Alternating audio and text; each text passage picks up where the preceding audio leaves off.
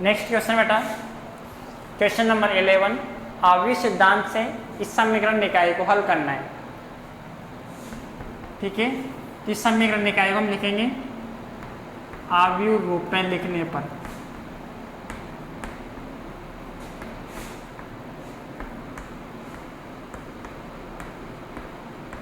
किस तरीके से लिखेंगे इसको, आव्यूह फॉर्म में 2 3 -1 4 और इसको x y बराबर -2 और 3। अब इसको इस तरीके से मान लेंगे बेटा हम, कैपिटल AX बराबर B, जहाँ कैपिटल A आपका 2 3 -1 और 4, कैपिटल X से बेटा आपका X और Y, और आपका कैपिटल B है -2 और 3। इसको समीकरण 1 नंबर डाल दीजिए। समीकरण 1 से समीकरण 1 में क्या करेंगे बेटा, समीकरण निकालिए AX बराबर B। इस समीकरण को आप A इनवर्स से गुणा कर रहे हैं, A इनवर्स से गुणा करेंगे तो ये इस तरीके से जाएगी। फिर इसको सिंप्लीफाई करेंगे इस तरीके से, A inverse A,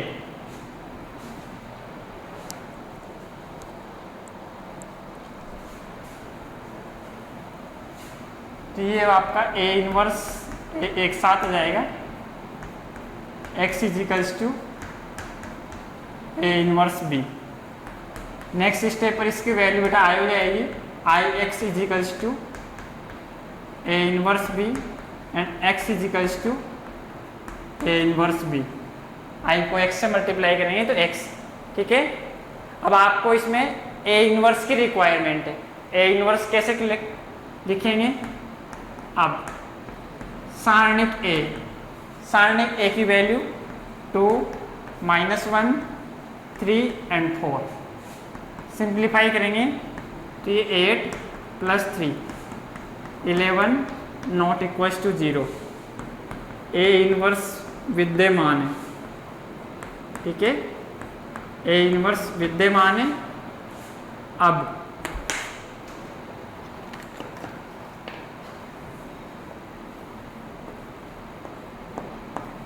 adjoint A, 2 cross 2 order के आव्यूह के लिए बेटा डायरेक्ट निकाल सकते हैं हम इसको, और इसको तो इंटरचेंज करते हैं, ये 4 और 2, और इनके अपने ही प्लेस पर साइन चेंज करते हैं, तो -1 का 1 हो जाएगा और ये 3 का -2। तो इस तरीके से डायरेक्ट हम एडजॉइंट A की वैल्यू कैलकुलेट कर देंगे। तो A इनवर्स आ गया, sorry determinant A adjoint A। अब आप लिखेंगे यहाँ पर A inverse 1 सारणिक A adjoint A। सारणिक A की वैल्यू 11 और एडजॉइंट A 4 1 -3 और 2।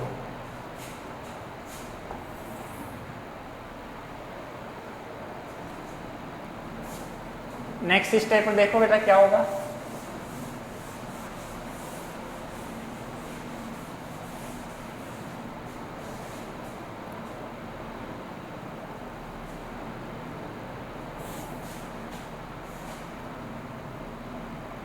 अब इसको समीकरण नंबर 2 लिख दीजिए बेटा। समीकरण 2 में मान रखने पर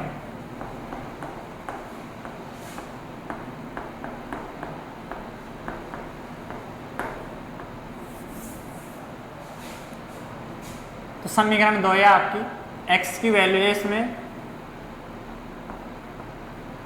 x और y, A इनवर्स की वैल्यू है 1/11 4 1 -3 और 2। ठीक है, और B है आपका बेटा यहाँ पर -2 और 3। -2 एंड 3। तो ये एक्स वाई इसमें एज इट इज है, 1/11 एज इट इज है। इस मैट्रिक्स को इससे मल्टीप्लाई करना है। 4 को -2 से करेंगे बेटा तो -8 एंड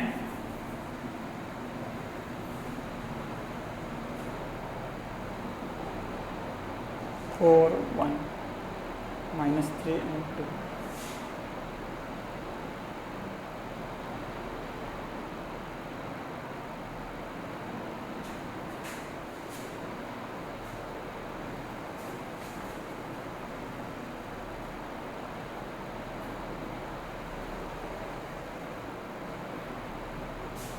तो ये +3, 3 को 2 से करेंगे तो ये 6 एंड +6। नेक्स्ट स्टेप पर ये X Y 1/11 -5 and 12। X Y as matrix है, इस 11 से इसमें डिवाइड करेंगे तो -5/11 12/11। तुलना करेंगे बेटा यहाँ पर, तुलना करने पर x है आपका -5/11 और y है आपका 12/11। ये क्वेश्चन हो चुका है आपका।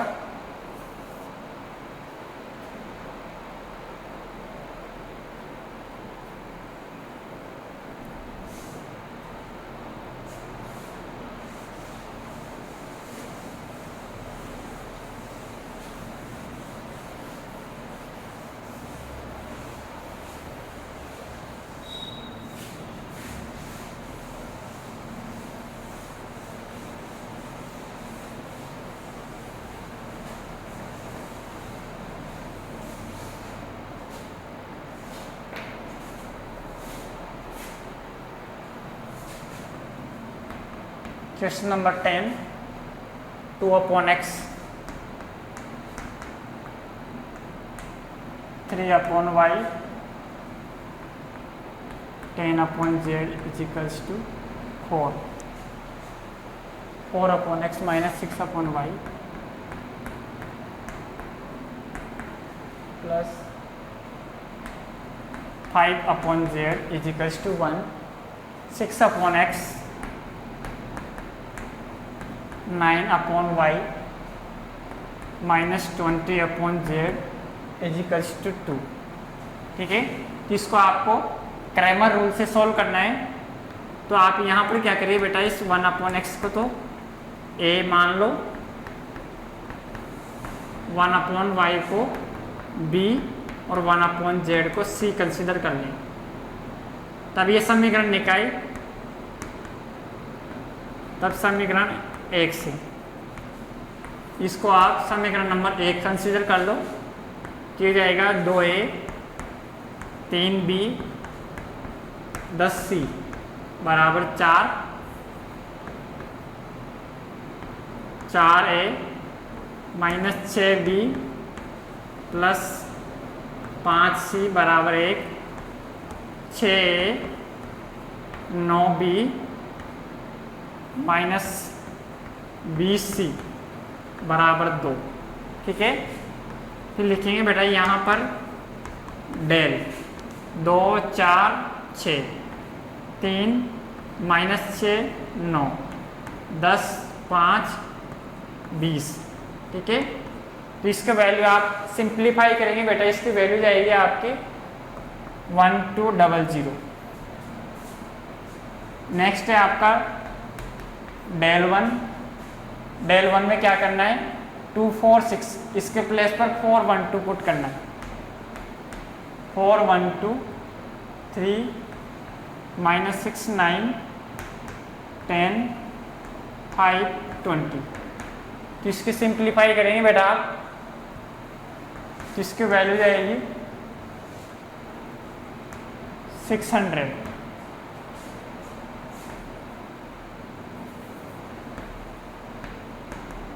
नेक्स्ट है डेल 2। इसमें क्या करना है आपको बेटा, 3 माइनस 6 9, इसके प्लेस पर 4 1 2 पुट करना, 2 4 6 एंड 4 1 2 10 5 माइनस 20, तो हो जाएगा आपका 400 एंड del 3 2 4 6 3 माइनस 6 9 एंड 4 1 2, तो ये आपका 240। ईजिए आप इसको R1 के अकॉर्डिंग एक्सपेंड करके वैल्यू कैलकुलेट करेंगे तो ये 600, सेम तरीके से इसको भी एक्सपेंड करेंगे तो 400, इसकी वैल्यू कैलकुलेट करेंगे तो 240। ठीक है, मैं इसकी वैल्यू कैलकुलेट करके बता देता हूँ आपको कैसे करेंगे बेटा। ये 2 इसको ऑफ करेंगे, -6 इंटू 2 तो -12 -9 इंटू 1, फिर -3 इसको ऑफ करेंगे, 2 इंटू 4 8 6 इंटू 1 6 +4 इसको ऑफ करेंगे, 9 इंटू 4 36 6 इंटू 6 -36, तो ये प्लस हो जाएगा, तो ये हो जाएगा बेटा -42 और ये 2 तो ये -6 और ये हो जाएगा 72 इंटू 4 288, तो डायरेक्ट इसको सिंप्लीफाई करेंगे तो ये 240 जाएगा। इस तरीके से सभी की वैल्यू सिंप्लीफाई कर लेना आप। अब पुट करो बेटा इसमें,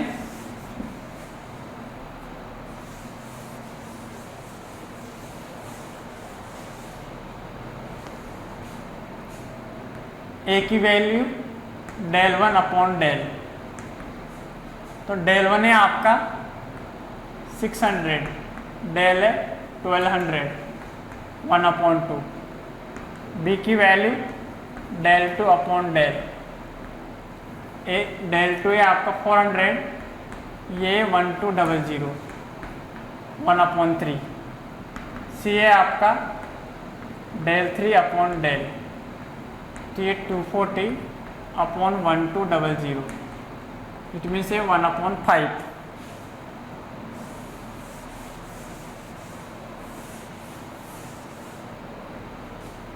फिर आपने बेटा यहाँ से ए की वैल्यू 1 अपॉन 2, बी की वैल्यू 1 अपॉन 3 और जो सी की वैल्यू है ये 1 अपॉन 5। ए आपने 1 अपॉन एक्स को कंसीडर किया है, बी 1 अपॉन वाई को लिया है और सी इस 1 अपॉन जेड को लिया है।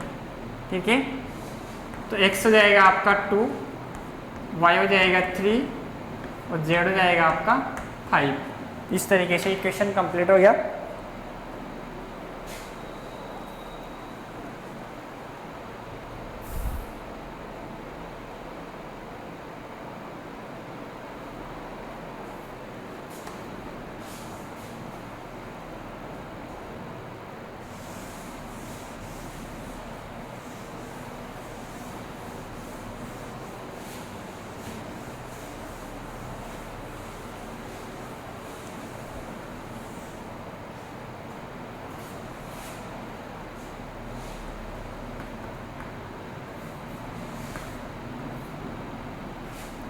नेक्स्ट क्वेश्चन है क्वेश्चन नंबर 15।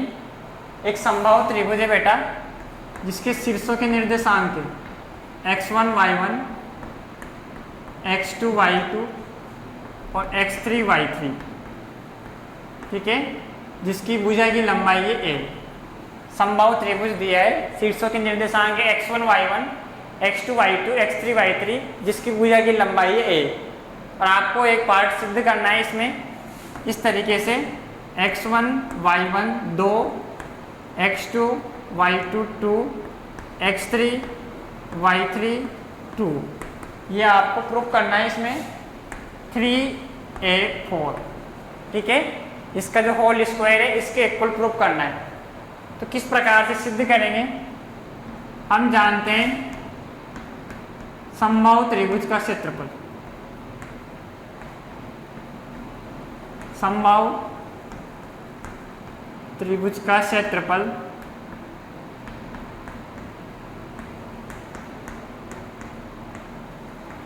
जिसकी भुजा a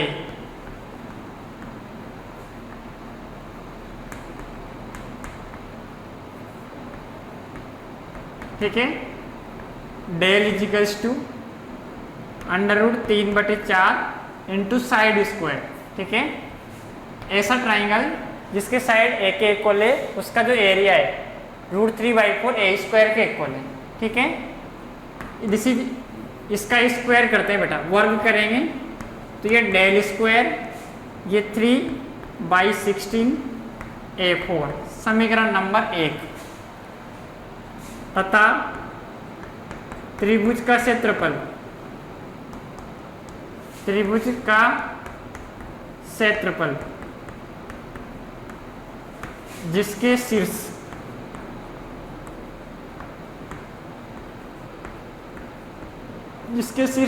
क्या क्या है बेटा, x1 y1 x2 y2 x3 y3 है। किस मेथड से? सारणिक मेथड से।